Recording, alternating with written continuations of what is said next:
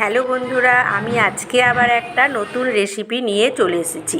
7-8টা কাঁচা লঙ্কা, 2 টুকরো আদা আর একটা টমেটো ভালো করে মিক্সিতে পেস্ট করে নিয়েছি। এবার কড়াইয়ে সর্ষের তেল গরম করে জিরে, তেজপাতা, সোমবার দিয়ে একটা বড় সাইজের আলু আর 2টো পেঁয়াজ আমি ভালো করে লাল করে ভেজে নিয়েছি। এবার ওপর থেকে লবণ হলুদ দিয়ে ভালো করে আবার ভাজলাম। আর একটা ছোট রসুন আমি কেটে এই তেলের মধ্যে দিয়ে আবার ভেজে নিলাম। এদিকে চর্বিগুলোকে আমি ছোট ছোট টুকরো করে কেটে তেলের মধ্যে দিয়ে আবার ভালো করে নাড়াচাড়া করে নিলাম।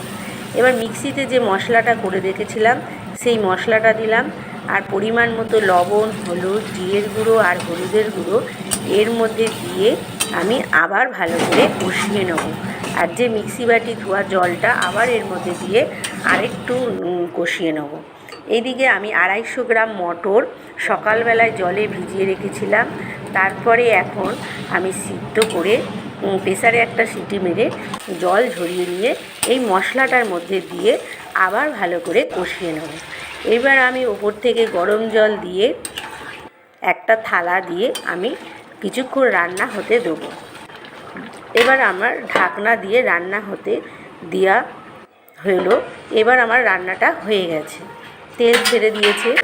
এবার আমি ওপর থেকে পরিমাণ মতো মিষ্টি, ঘি, গরম মশলা দিয়ে পরিবেশন করে দেবো।